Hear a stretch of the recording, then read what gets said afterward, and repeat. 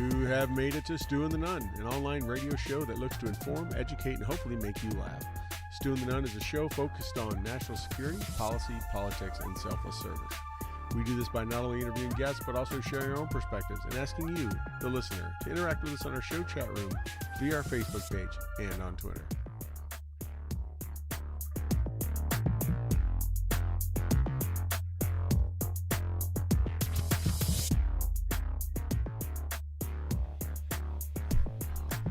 All right, everyone, welcome. We're going to end that bumper music now because we want to get moving. Welcome to another episode of Stu and the Nunn 2021 year in review show. We're starting a little bit late because, well, we're Bush League, and that's how we do, and life is going on, and, you know, snow is falling heavy and all that good stuff here in the northern studio, so I had some things to do. I hear some feedback. Toby, is that your phone? Is that your phone I hear? It must have been that. But I hear me somewhere. Hear anything now? No, I guess not. Maybe not. Anyways, how you doing, buddy? Well, not bad, not bad. The sun just set here in the beautiful area of Baja del Sur, Cabo San Lucas, Baja California. And sun just set, and it's twilighting, and it's a beautiful day. You guys are getting dumped in snow. I'm in a t-shirt, and what's up? The shorty shorts and flip-flops. Uh-oh. So not quite a little leg. Not quite Ranger panty. Not quite Ranger panty shorty short, but short. No. But a little leg for the folks at the house. There you go. Admire My mom's watching now. Simmer down now. So no. But it was G-rated. It was just inside knee. There we go. So anyways, good to see you, buddy. We're in 2021. And we took a couple weeks off there. We had the holidays going on. We had a lot of stuff going on with work and just time with the family and all that. So we hope everyone did. We didn't. I know a lot of people are like, "What are we going to do on a Thursday night? Like, what are we gonna? We don't have Stu and the Nunn to listen to." So I don't know how they survived. I don't need. It's like they just sat around and probably just had to read a book or spend some quality time. But yeah. So glad we're back and can do this kind of year in review. In the past years, Toby, we've done year in review. Usually that show right before Christmas, right? But man, the year's not over. A lot happens in a day, much less about a week, right? And no, it truly is a year in review now. It truly is a year in review. Yeah. So that hasn't changed. It is. There's still a lot going on. So. It's been a big year. It's a big year for you. You've had a lot going on. We've had a lot of things happening. So, we haven't talked in a while. Any updates before we get into this about, before we start going through our list of things? Yeah. No, it's, the word's going to be out on the street officially here in the next little bit. But,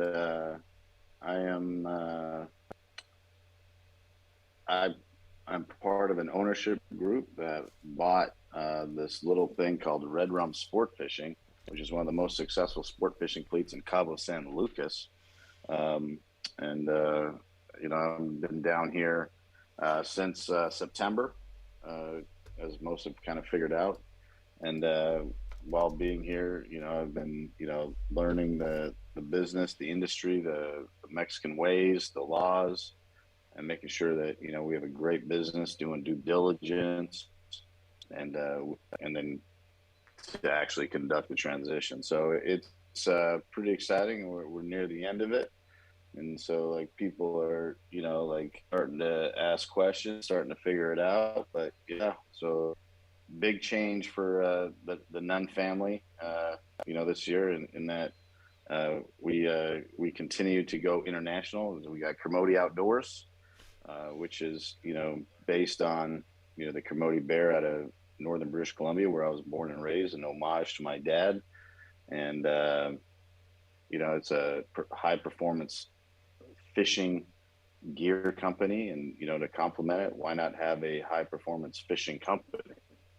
And so we got some charter boats, and, we're out there getting after the marlin, the mahi-mahi, the yellowfin tuna, the wahoo, the dorado, as some like to call the mahi, as well as getting after the Sierra Spanish mackerel, the roosters. That's right, the bonita, the jacks, the ambers, just getting busy catching fish in Cabo. Yeah, I mean, at Commodity Outdoor kind of rolls right into that. People that are watching Yeah. see that we have Red Rum now. Sport Fishing listed as a prime sponsor of the Stu and the Nunn show. It's kind of how it works when you get the owner on as the host. So, soon probably. Marketing dollars well spent. That's right. Probably will see me soon in Red Rum a gear and an apparel as Toby keeps my closet filled. But Yeah, yeah, yeah. got it listed now. So awesome. So well, let's dive in that a little bit because you are kind of announcing this, even though people probably figured it out because we've been talking about you being in the Super Southern Studio. That how is like what is how has it been? I mean, does it what kind of things are happening? I mean, you've been busy from day one, so it's a business that is, as you said, number one. I mean, it's been just flourishing. Yeah, no, it's anytime you engage in an endeavor like this, you're drinking from a fire hydrant. Every day is a lesson. Uh, it's a fishing industry, so early starts to the day. We also have some hospitality that's built into our company to make it like you know more comprehensive in terms of hospitality and service. So we have a bar as well, that takes a little bit of our time, my time. So it makes for long days, but I really like it. I've never spent this much time in a country outside of war. So it's nice to truly like And people, be in a real quick, situation. I'm going to kind of pseudo interview you. People hear a lot of horror stories. We saw in Cancun a month or so ago. There was this Yeah. big party and drug cartels beheading people on the beaches and all that kind of stuff. Is Yep. Cabo does Cabo have those kind of No, concerns? no. Actually, Cabo is safer than most American cities. To And be quite honest, it's Sammy definitely. Hagar likes it down there. Just saying, Yeah. In fact, Sammy Hagar yesterday was he was officially crowned the Cabo ambassador to the world. Party celebrated a big dinner, and then he walked around town yesterday. Like took pictures with people, then played a free show at Cabo Wabo, which is his tequila company and restaurant bar right here, about 2 blocks from where I'm sitting. yeah. It sounds like you The need to get him out on a boat. Cabo's, I think he has great opportunities, maybe better than I can provide. But no, Cabo's a really cool spot because it's really isolated. A lot of people just think it's like the rest of Mexico, but putting it in perspective, uh, a lot of people are familiar with the very famous race down the Baja Peninsula called the Baja 1000. It's called the Baja 1000 because it's 1,000 miles from Tijuana down here to the Land's End, right to the San Jose Cabo area, and so you're 1,000 miles out of the way. you know so this is not a place that people are. It's not on a trafficking route. It's not on a ferry route, or anything like that. It's isolated down here. It's got two things that are really good. It's one of the best sport fisheries in the world, because the uniqueness of it, the way the Pacific Shelf is right here at Land's End. You got two large bodies of water with the Pacific Ocean and the Sea of Cortez. Uh, you have a perennial fishery of like striped marlin, as well as like all these other species like we talked about earlier, like tuna, wahoo, dorado. Uh, that and It then is truly a seasonal world fish like class. It's a rooster. world class fishing spot. It is. Yeah, If you're an actual angler and you're into fishing, this is kind of Disneyland.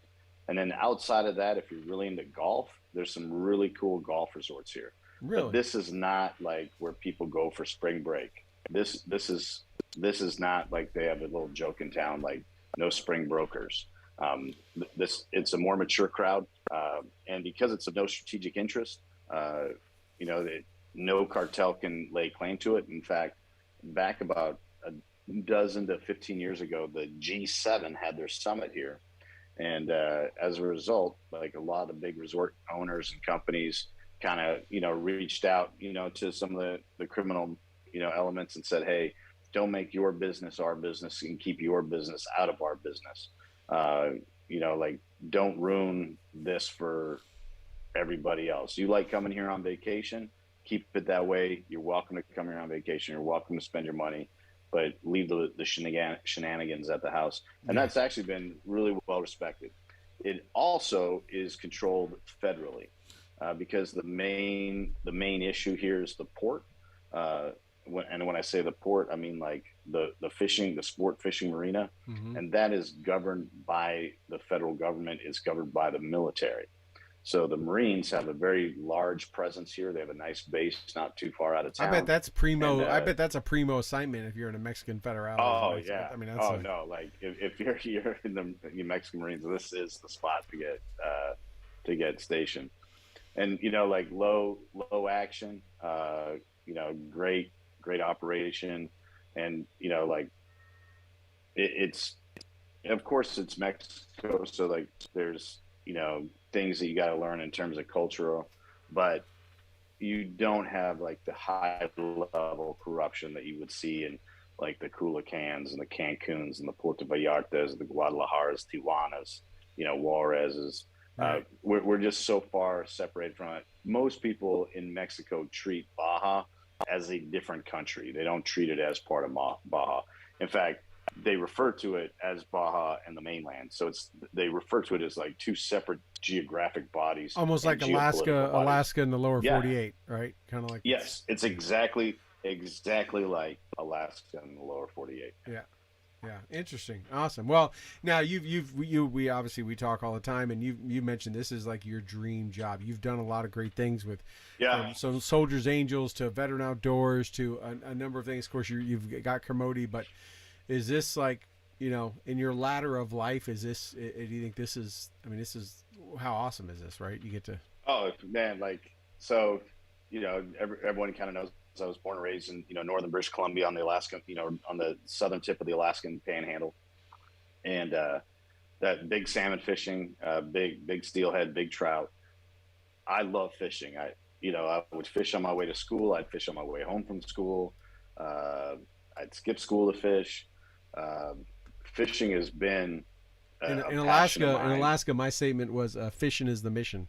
That was pretty much Yeah, it. Right? yeah. It was No, all like about that. I'm a big outdoors guy. My dad, huge outdoors guy, a fisherman, not a hunter. I kind of took on hunting on my own.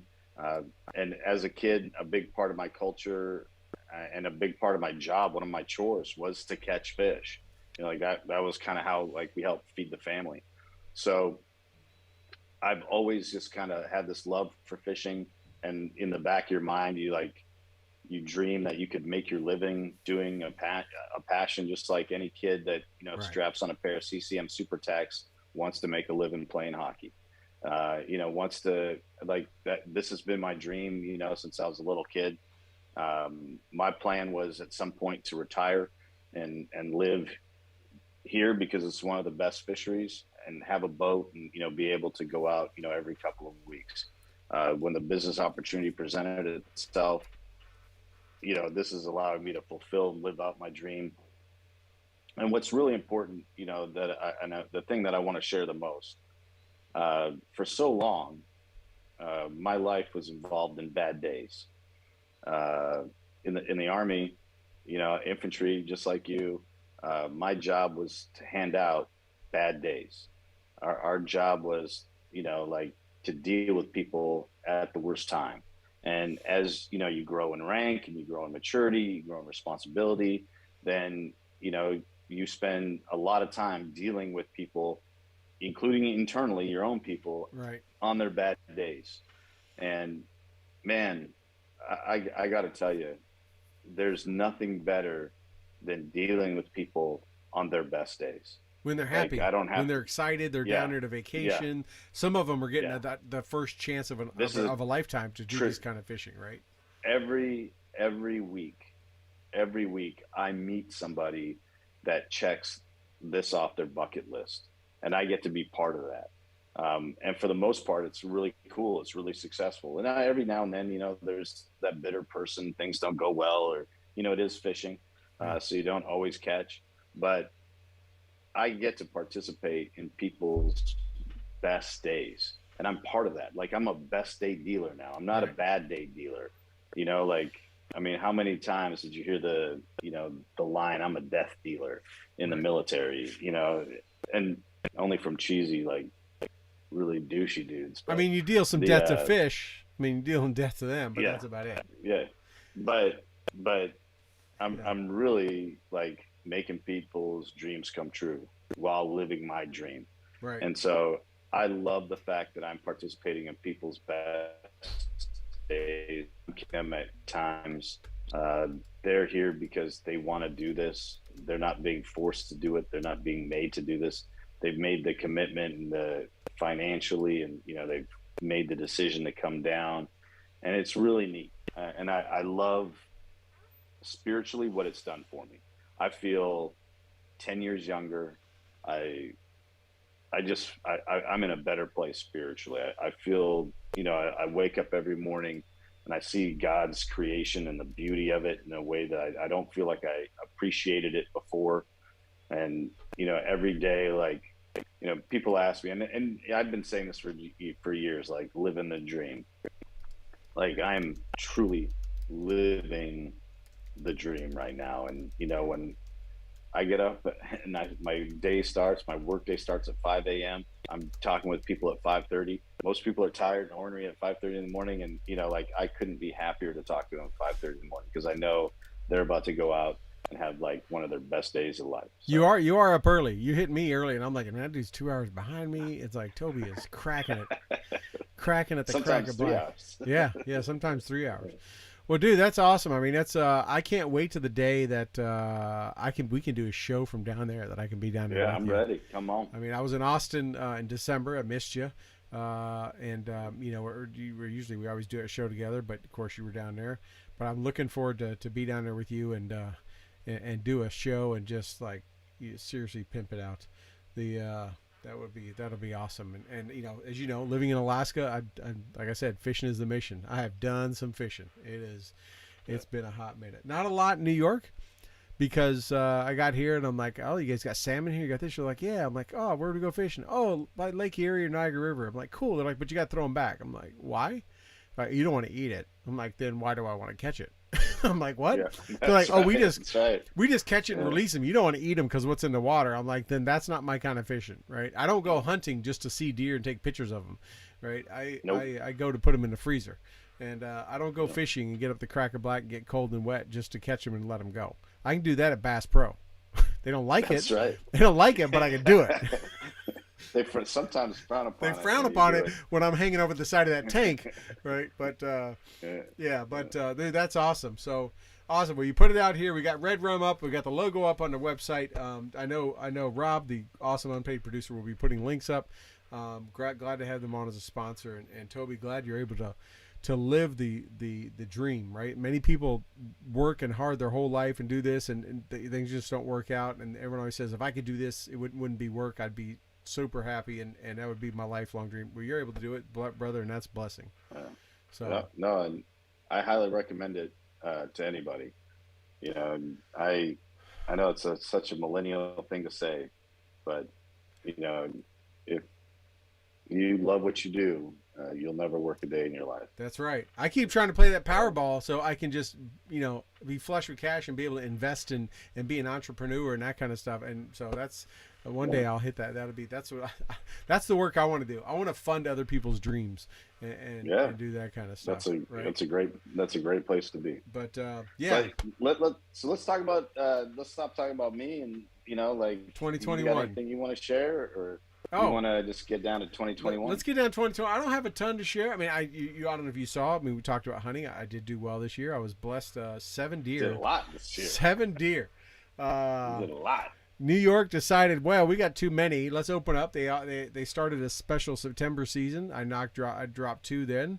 We'd never had one in September before. And then I didn't get anything when I went to Ohio, but I knocked them down all the way to a special holiday hunt season between Christmas and New Year's. Took the boy out, but I ended up getting another one then. I blessed 5 families. So, I only keep a little bit for me. I kept 1.5 deer. and gave all the rest away.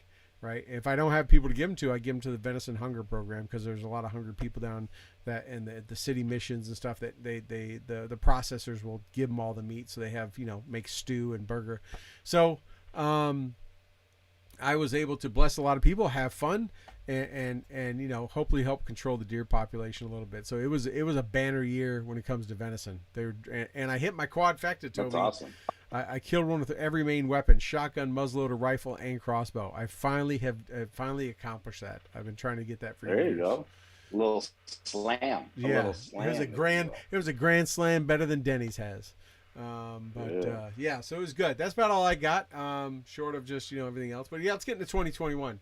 Man, what a year! Today, yeah, and today's January 6th. Man, so let me tell you. A year ago today. Yeah.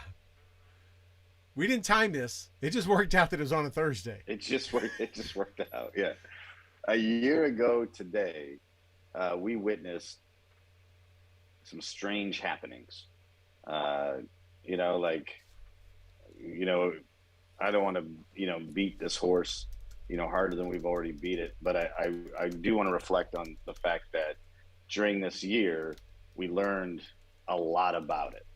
I learned that there are people that are fucking straight up cray, like just straight. That was the first F-bomb of 2022. Did I drop one? Yeah. Oh, I'm sorry. I've really been trying. That's like one of my things. Like I've really been trying to work on my language. So Mama let that one go. But I apologize. But yeah, it's January. It's January 6th, right? And that's the number one thing I wanted to hit on because and I put together a short list, right? In order of I think their impact, what I consider the top 5 stories of 2021. There's a lot more. We could talk all night, but I put together 5. And this date 1 year ago was it. And I had a number of talks. I had talks with a friend of mine and coworker who lives in the DC area who relayed to me some of his stories about today from a year ago, which was very enlightening. I won't talk about here, but he kind of had a connection to a degree. But he was like, "Did I ever tell you my January 6th story?" I'm like, "Oh no, please do. I'm not sure where this is going." But to have this be a date 1/6, right? Some people refer to it as Jan 6 or 1/6 like they refer to 9/11. And to have our show be on that day. But I mean, you and I talked about it. We spent months last year talking about it afterwards. I mean, the reason why I consider this number one is because, and there's a lot of big shit as we go through the list. But I mean, it was something we've never seen in our country, and that's what we've seen us pull out of war zones, and not in the best case. We've seen crazy stuff happen in politicians and all this kind of stuff, but we watched history be made to a degree, and a sickening history like none of us ever first thought we would see in our lifetimes. I think that's safe to say, wouldn't you say? I mean, yeah, no, I mean it's a very perplexing thing because we it is what it is. It happened. In some people's minds, to include participants, it happened on a certain level, and into some other people, it happened on a much different level. And so it's one of those things that perspective is really crucial. You mentioned how people refer to it as 1/6. I think it's very disingenuous to draw any connection to a day in infamy as like September 11th or December 7th, right? Yeah, which was something that the vice president did today, right? They had a speech at 9:00 this morning. You probably didn't see it, where she compared it to those dates. She compared it to the Civil War, to Pearl Harbor, to 9/11, and she's caught a lot of flack all day from that. Well, I mean that's horribly disingenuous, right? And so one of the reasons it's disingenuous, like 9/11, was an attack on our country by radical Islamic terrorists that led to us being in a 20-year war where thousands of Americans were injured, damaged, and thousands of Americans were killed. So hundreds like of thousands, if not millions, impacted. Family members, friends, right, absolutely, right, absolutely wounded. Yeah, absolutely. yeah. That it's a very disingenuous statement, and that's like It's like really comparing it bad. to the Holocaust. You might as well. I mean, you compare. It's Yeah, it's just not. right. It's not the same thing, and it's a stretch. Especially when you consider only one person died on January 6th, and that was an Air Force veteran, a female unarmed Air Well, Force veteran. Right. That was it. That was the only person that died as a yeah, result of that. the it's just it's disingenuous. I don't know of a Right. better word to say. It's just not factual. It's not truthful to say that those things can even be in any form comparable. Yeah. And I and I this is not a partisan thing. You know, this is an attack on a party. It's an attack on anyone that tries to, you know, leverage such horror against, you know, there were a lot more riots. Portland had hundreds of days of riots that were Minneapolis. far more Yeah. violent and far more destructive than what happened on January 6th. And let me jump But on that real quick if I but could. Okay, go ahead. yep, Go ahead. but people did storm the Capitol of the United States of America. People did get worked up into a fervor and lose their ever loving mind and do dumb stuff. Like Right. I'm like, and some people genuinely believed that they needed to do that. Right. Like the situation was so dire that they needed to do that. And this whole QAnon thing, like, no offense to anybody, but if you're buying into some of that crap, like, you, you're definitely not the sharpest tool in the shed. So Like, I want to peel it. you I want to peel it back real quick. You talked about the riots.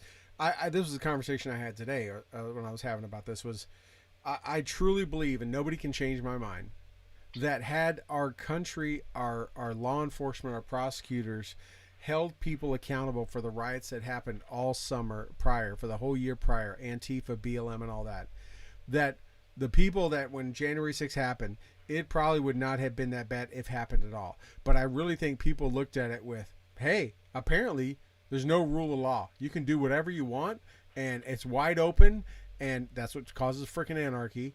And it's like, you can do whatever you want. You can't get prosecuted. No one's gonna. They're letting people out if they even charge them. Shit, let's just go do it ourselves. It's good for the goose, it's good for the gander. That's not a hit on Canadians, right? But it's good for goose, good on the no, gander. And it's like I really think that was a major contributing factor. It doesn't mean it wouldn't have happened, but I think a lot more people were much more willing to go, screw it. What do I got to lose? There's no, carrot and a stick. There was no stick because they saw a year's worth of riots, murders, mayhem, destruction, violence without any repercussions.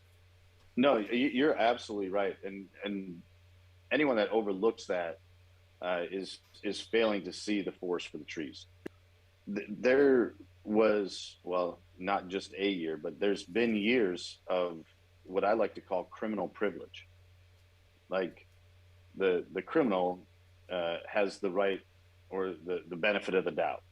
The criminal has the privilege, and we celebrate that, and we celebritize it in terms of like some of these guys. I'll probably get hate mail for this, but like we celebritize and like and martyr some of these guys, these Trayvon Martins, these Michael Browns, Right.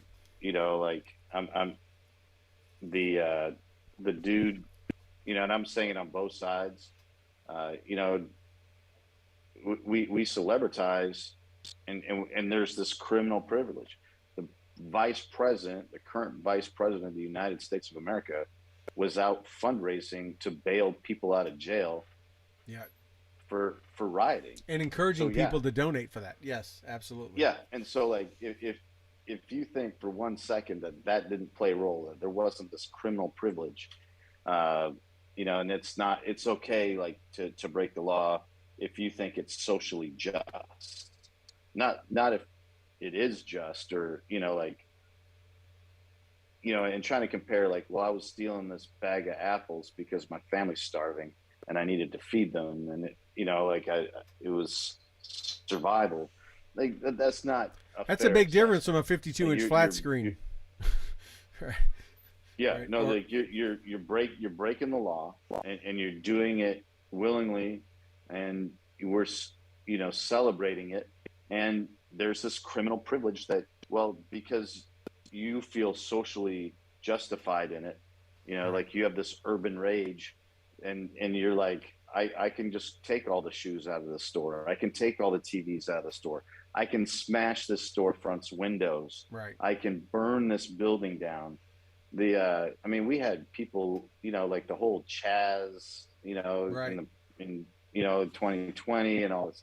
Like, there's this weird criminal privilege, and there are places that, like the price of something is, under a certain amount, like Yeah, $900. It's in not California, shoplifting. $950. So Yeah, it's not shoplifting, right? We have bail reform yeah, in the state of New York, and now the new district attorney, you probably missed this too, announced yesterday. The new district attorney for New York City says he's not going to prosecute any of these people that are of these crimes, and he listed like a handful of crimes that are pretty significant. That he's like, I'm not even prosecuting. There's no jail time, no nothing. He has given an open door for yeah. New York Like, City for people to do any of those crimes, if not more. They don't face any punishment, right? That's what yeah, I keeps mean, a societal order in place, right? That that's what keeps anarchy at bay. There's rules, there's laws, there's ramifications if you break such laws.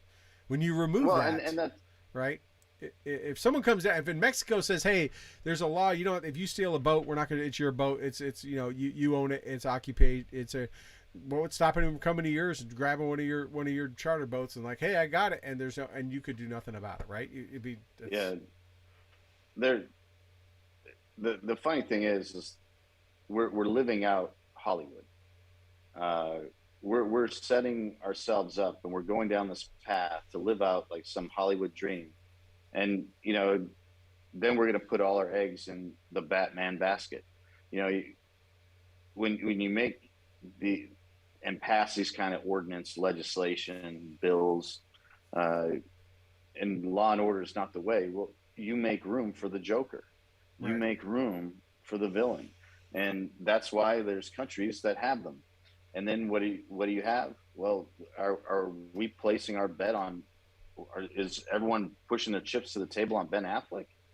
It's like, he our guy. Is Batman going to save us, or who? I think he's the current Batman, right? I don't Or know. like, I can't keep you up with know, those guys. Yeah, or is it going to be it Henry ain't Ryan Cavill or Reynolds. I what? know that. So it's Yeah, like, but who?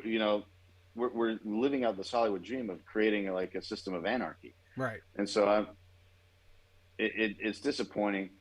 But back on January 6th, we learned a lot about our neighbor, and we learned a lot about you know how people, and like, I'm going to quote President Trump: there's good people on both sides.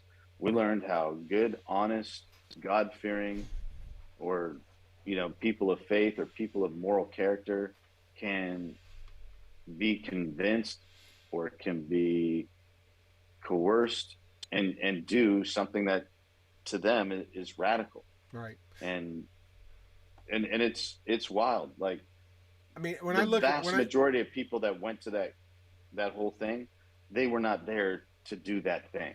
no, And when you look at who actually got prosecuted, this jackwagon with his bison hat, and like, the shaman or whatever he wants to, that jabroni, like, the guys that are being actually prosecuted, like, they deserve what they get, because right. that's what they did. You want to go into somebody's desk and take a crap, and you want to put your feet up, and you want to steal this, whatever. Like, hey, yeah, you did the crime, do the time. Right. All right. So But just the so you know, vast majority of people, Rob just corrected. Robert Pattinson from Twilight is the new Batman. So that's how sad things have gotten. I are you guess. serious? Yeah, I guess so. But you need to get back to the U.S., dude. There's some shit going on. Holy crap, that dude's got no, like, is he on HGH? I don't know. And like, because like that dude's like, Yeah. The hope we never have to get him on a guest. No, I want to. yeah, You hit on it, right? There were 300,000 people there, and until the conversation I had today, I never knew anyone that even knew anybody that was part of like the group that went in. And everyone I had talked to, people I know, that kind of stuff, were like, we were there to see the president speak one more time, right? I know some people were like, yeah, went there. I know a ton of people that went there. Yeah, we were there to see him speak one more time. There are people that have told me, I didn't even know. I saw a whole bunch of people over into the Capitol. I didn't even know what happened. Like I found out about when I went back to my hotel and looked at the news. It was just so much of that. But what gets me, Toby, because I want to move on to the other things real quick, is the three things that stand out for me on January 6th is one, probably the biggest thing is it was a sickening day for all. I think, and we've talked about it on the show, if you're a constitutionalist, if you're a true patriot, that should have sickened you as much as anybody else because they were trying to stop a constitutional directed process, right? Whether you liked it or not or liked the outcome, that's what it was. But what gets me is the politicians, kind of like this freaking virus, have politicized it to the point where they've taken people like myself who were sickened by what we saw. I remember sitting here in my office watching it happen on my TV. I think I was texting with you and some others like, holy crap, are you guys seeing this? But have made it so politicized, especially with this stupid January 6th commission and everything. It's so one-sided. It's so unpartisan that it forces nothing but drive people that aren't bleeding heart left to the other side, right? No one's ever talked about the pipe bomber, the guy that they got on video that they claim was planting pipe. There's nothing's ever happened with that. Nothing has ever, they haven't done anything to find out why there wasn't preparation. Why is the National Guard, DC National Guard, saying they were ready, yet the Army saying that never happened? I mean, but instead they're so partisan focused in, and now they're subpoenaing Donald Jr. and Ivanka and stuff. It's like it just makes people sick and like it'll never happen. Like it. This is an attack on our country that politicians, if anything, should have brought the current political establishment together. It should have been finding out what happened with this, not making it more of a political divide. And that's probably the biggest thing of why I think it's one of the biggest stories. It's a second reason, besides it happening in our country, like we're a third world country, but it's what our country didn't do. After 9/11, we came together, right? We've seen it. Black, white, left, right, Jew, Christian, Catholic, Muslim. People came together and helped each other in New York City or helped pull people out of the Pentagon, and we bonded afterwards, and people were patriotic. We didn't care what color you were, what you did, who you slept with, or nothing, right? We came back, in my opinion, stronger and better after 9/11 as a country than we were on 9/10. January 6th should have been the same freaking thing. We should have come back stronger and better and said, people from all sides are sick and tired of this, and expected our government to really look at this as an unbiased, unpolitical freaking stance. But they haven't, which means they've just driven the wedge even deeper. That's my last thoughts on January 6th. No, you're absolutely right. And to the efforts to legitimize it as a comparison to like 9/11 by giving it a commission, the efforts to legitimize it as something that it actually wasn't. It was a handful of people, that were out of control, and a bunch of other people that were just present.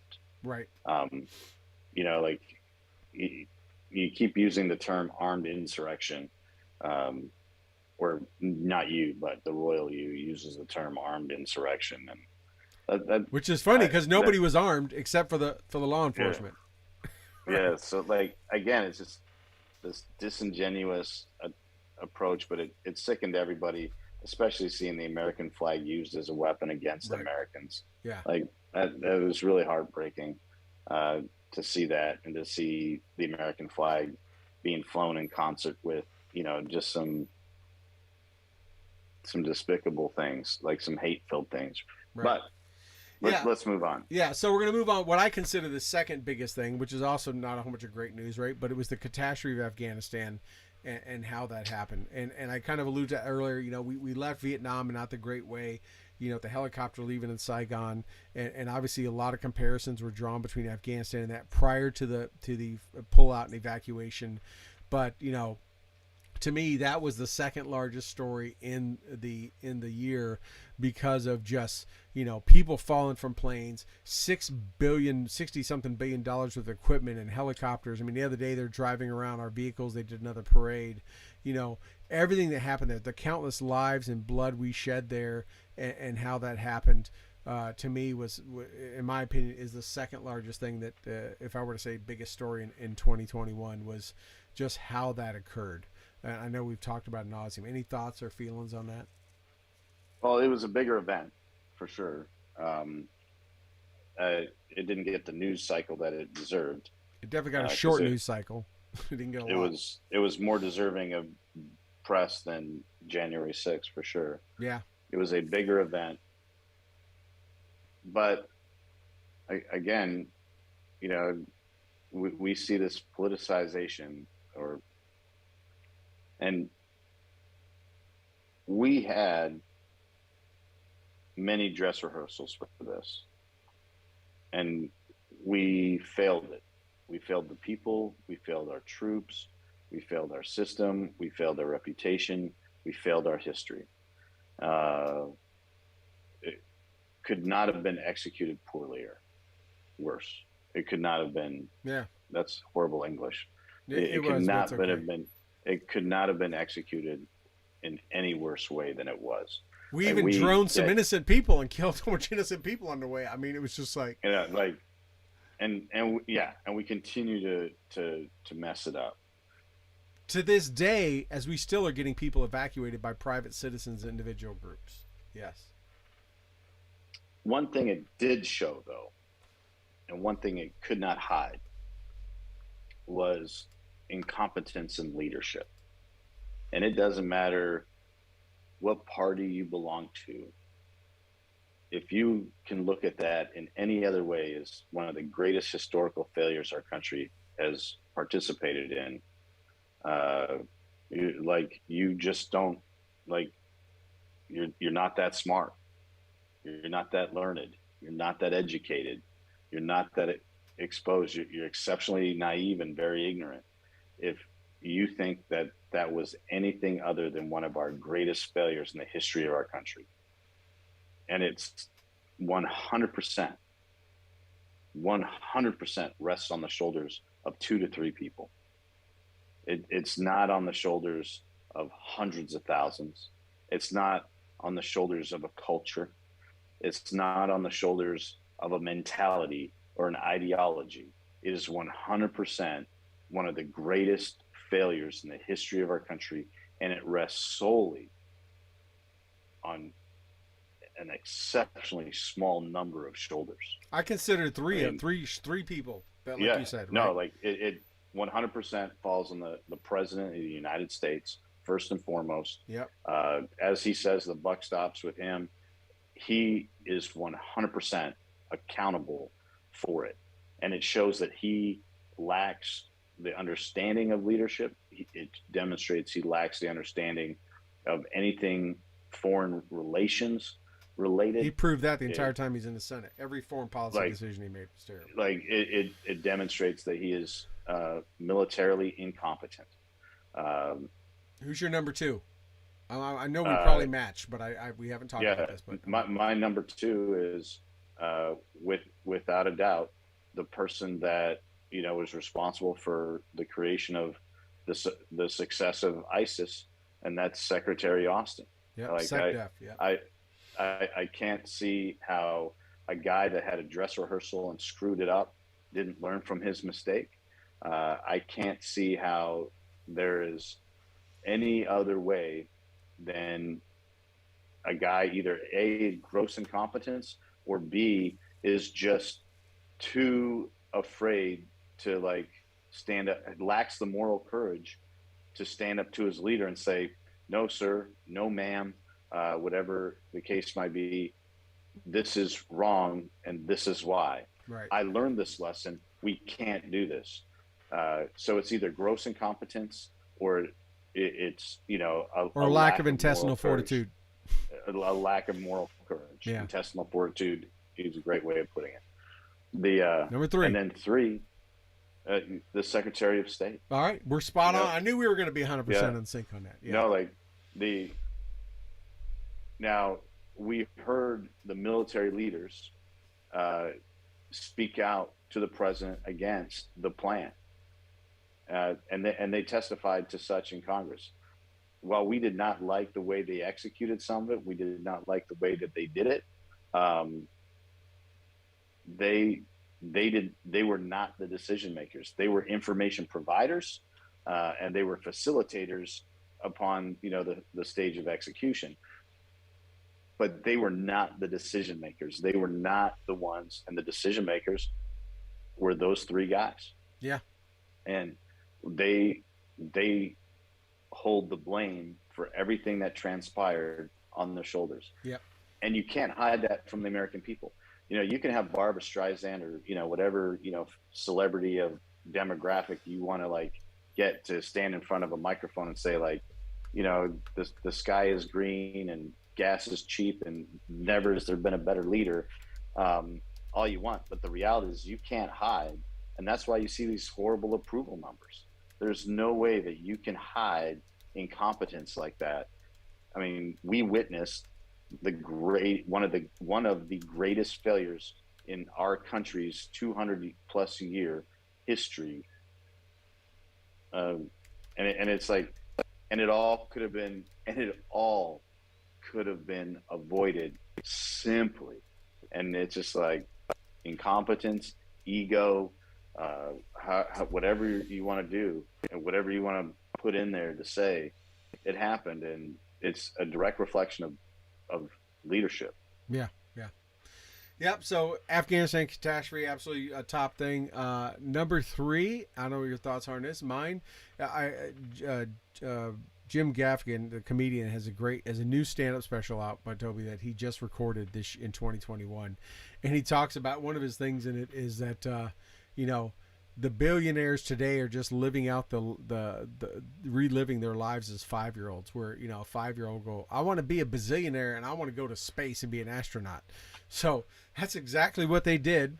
They these billionaires became billionaires and made all this money, and then one of them even built a penis rocket and flew to space. So you had private citizens for the first time taking other private citizens into space, having so much money, gave some of it away for free, but launching individual private. It's a big thing for another country that gets into space. Besides China, India, us, and a few, Russia, right? It's a big deal if one of them gets into space. Much less now we have citizens just paying for their own way, fueling rockets, all the operational stuff. To me, that was a pretty big story to see that happen. Um, Oh, you're absolutely right. It is. It's a huge story. It's a sad story, um, because you Not as know sad as the first two we just did, for sure, but no, but it's sad in the sense that uh, we are using ego to drive innovation, yeah, where uh, before necessity was the mother of invention. right, And we improved our lives by people being entrepreneurial and trying to solve, span bridges, gaps, provide services where there was a lack of service. uh, this is a very egotistically driven event. Now, I'm going to go ahead and say that I don't think Elon Musk, and there's going to be my caveat here. I don't think Elon Musk uh, is completely altruistic, but he seems to have like the best intentions behind his efforts. right, And the reason he's going to space and the reason he's doing this is because he believes the planet is not sustainable at its current situation, and believes that we need to, start some kind of Mars, colonialization. He also is trying to put satellites into space to provide the entire world with free internet, yeah, which is a pretty pretty altruistic thing to provide information to the entire globe. right, So I think his motivations, while they're not all pristine, are not all bad. Right, right. Gotcha. Yep. I'm gonna keep moving here quick if we can. Yeah, Oh, Richard Branson, Bezos. Yeah, that's purely egotistical. yeah, yeah. I agree. It is when they're racing and all that kind of stuff. Um, so next one that I have on mine, and maybe it's kind of close to home, but I think it's internet. It's national. Is the Cuomo downfall? When I say Cuomo, I mean both Andrew and Chris. And I only say that because we saw a governor of New York who probably was only cared about, or really even really cared about by the citizens of New York, projected himself on the national stage. Uh, where he did these daily press briefings and was already being talked about, and all the late night talk shows and liberal talk shows were, Cuomo love, and everyone's talking about him running for president, and he became this darling child, winning an Emmy and for his news conferences during this horrific virus ravaging our country, and literally in a year it went from hero to zero, right? He was already zero beforehand. Anyone knows he was a womanizer, and he had all these accusations. Everyone knew he was like this. It was like Weinstein. Everyone knew it was happening, but finally they were able to hang it around him. And I think seeing him and his darling brother, his jokester brother from the CNN, both become unemployed within a year of them being on the high end of fame and jealousy, I think to me was a pretty big story, more than just in the state of New York. Well, I think it's a story of justice, and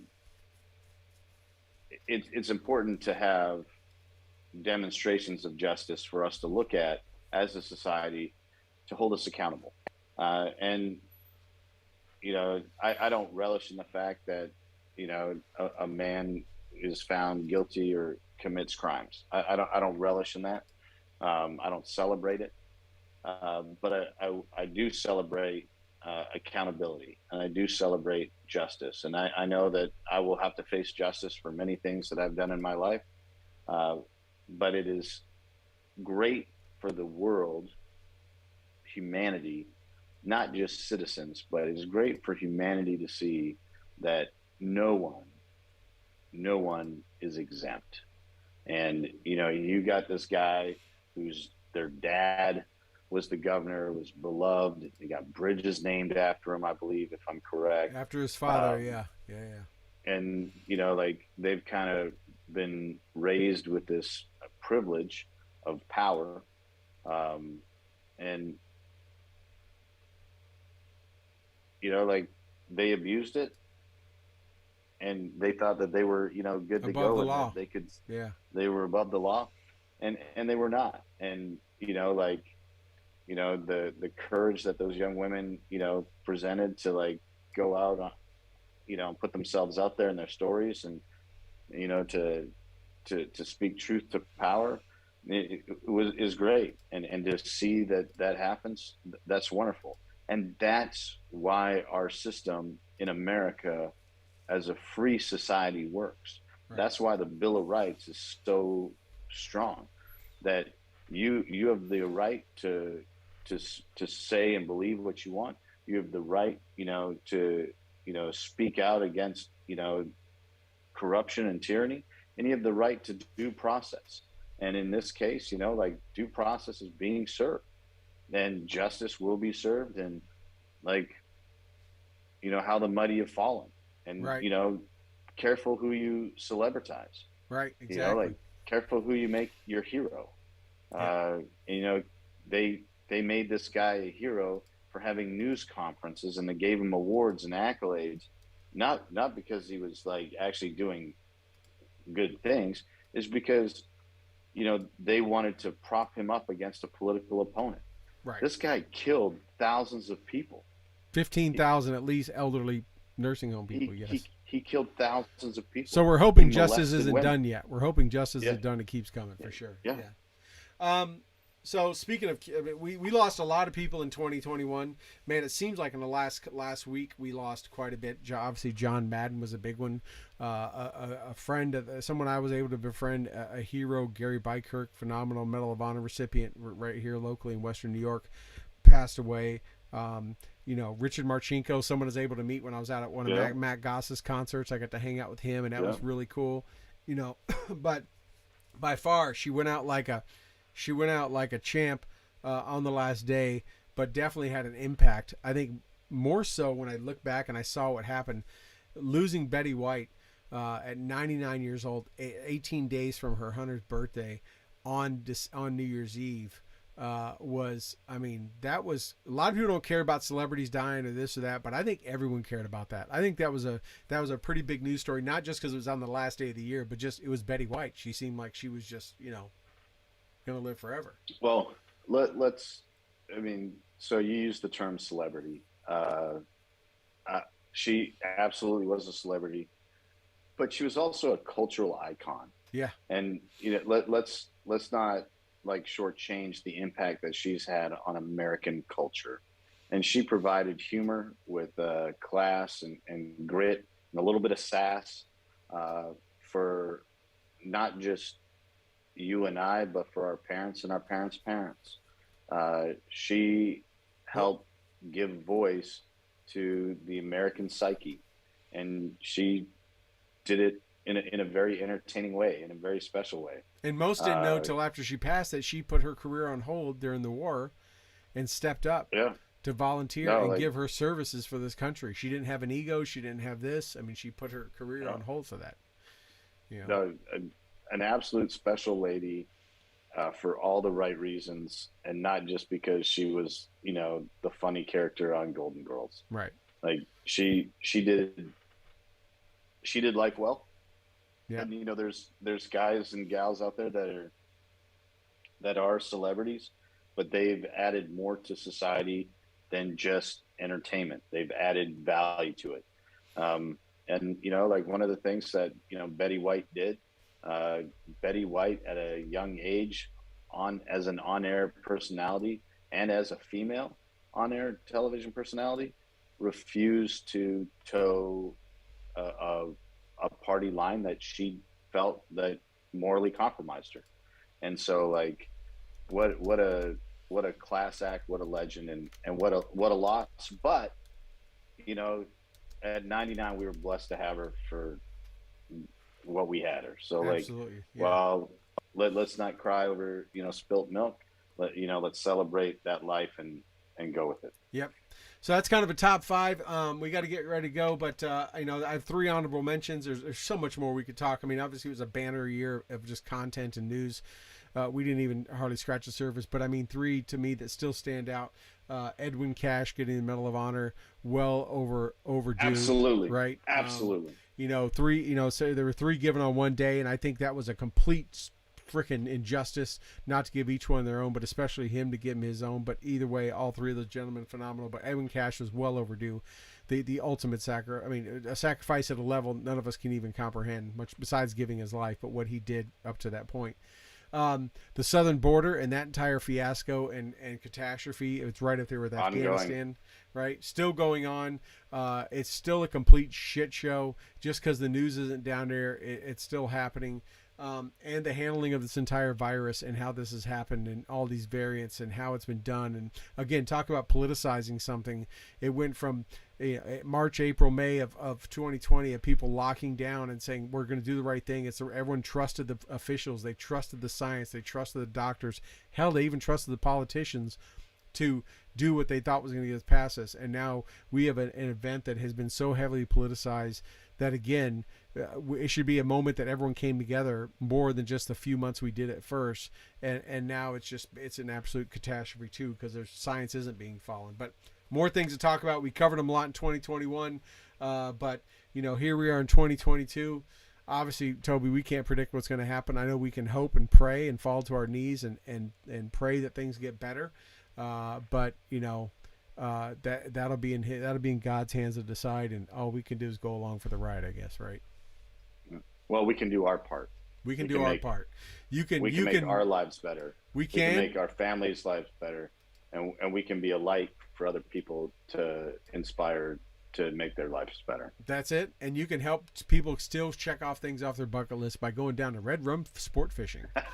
Amen. Cabo San Lucas. Amen. But anyways, hey everyone, thank you so much for joining us. I've been away for a couple of weeks. We're lining up a number of guests over the next few weeks, so stay tuned. Thank you so much for giving us some of your evening here on this Thursday. Good to be back. 2022. Here we go. Toby, good to see you, brother. And we want to wish everyone a great night. Everyone have it and be safe. Thank you.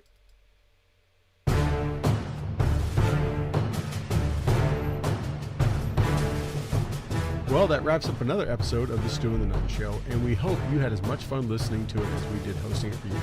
Don't forget to like our Facebook page and follow us on Twitter. You can find all these links at stewandthenunn.com. We will talk to you again next Thursday at 8 p.m. Eastern, 7 p.m. Central. Also, we'd like to thank our sponsors, Commodity Outdoors, Veteran Outdoors, Enlisted 9 Fight Company, Warrior Media Solutions, and BooHammer.com. Thank you again, and have a good night.